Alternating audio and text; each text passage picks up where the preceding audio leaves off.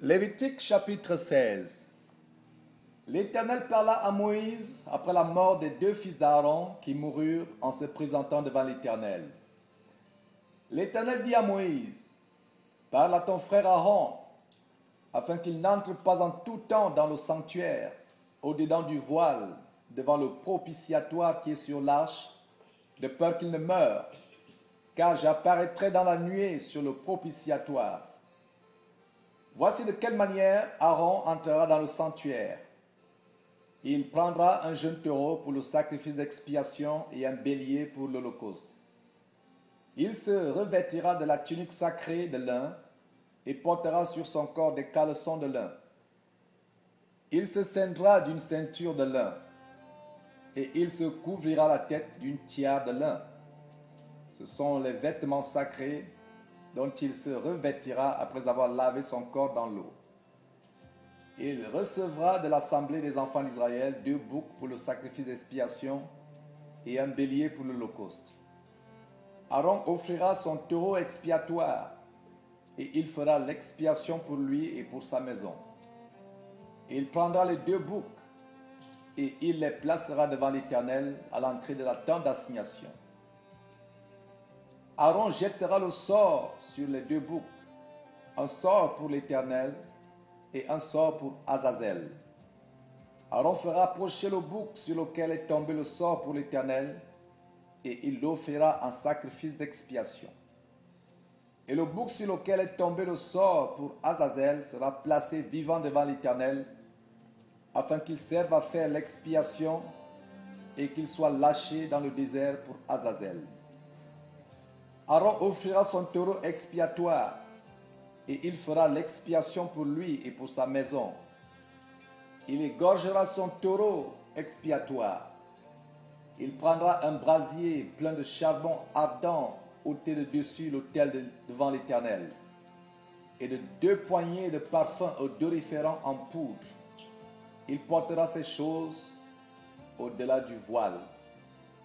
Il mettra le parfum sur le feu devant l'Éternel, afin que la nuée du parfum couvre le propitiatoire qui est sur le témoignage, et il ne mourra point.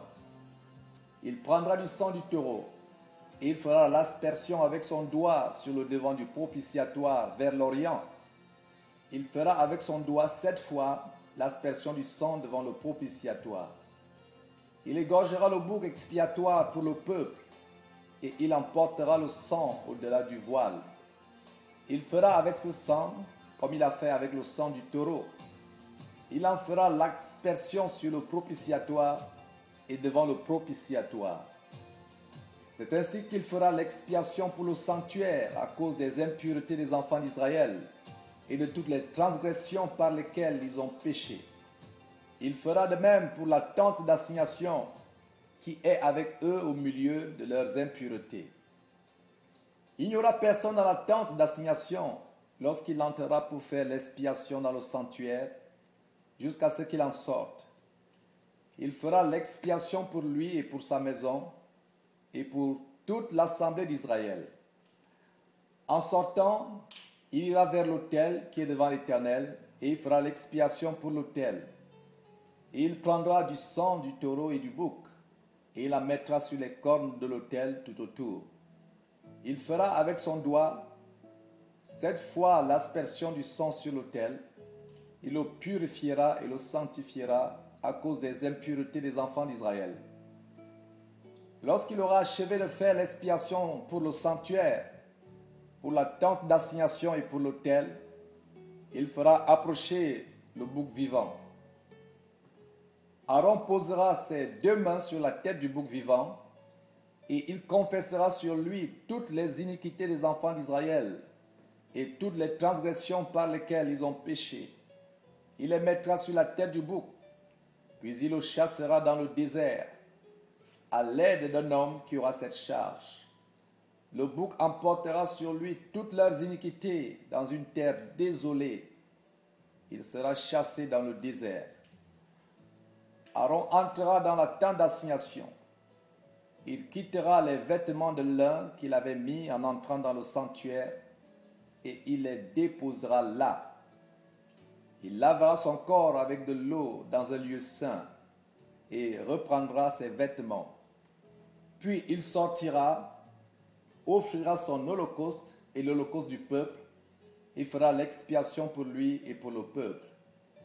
Il brûlera sur l'autel la graisse de la victime expiatoire.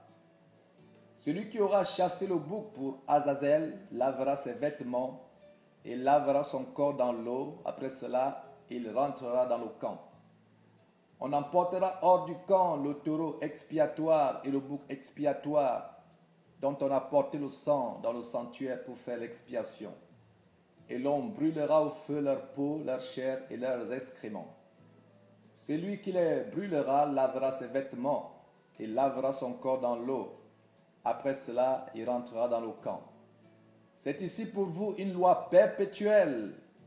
Au 7e mois, le 10e jour du mois, vous humilierez vos âmes. Vous ne ferez aucun ouvrage, ni l'indigène, ni l'étranger qui séjourne au milieu de vous. Car en ce jour, on fera l'expiation pour vous, afin de vous purifier. Vous serez purifiés de tous vos péchés devant l'Éternel. Ce sera pour vous un sabbat, un jour de repos, et vous humilierez vos âmes. C'est une loi perpétuelle. L'expiation sera faite par le sacrificateur qui a reçu l'onction et qui a été consacré pour succéder à son Père dans le sacerdoce. Il se revêtira des vêtements de lin, des vêtements sacrés. Il fera l'expiation pour le sanctuaire de sainteté. Il fera l'expiation pour la tente d'assignation et pour l'autel. Et il fera l'expiation pour les sacrificateurs et pour tout le peuple de l'assemblée. Ce sera pour vous une loi perpétuelle. Il se fera une fois chaque année l'expiation pour les enfants d'Israël à cause de leurs péchés. On fit ce que l'Éternel avait ordonné à Moïse.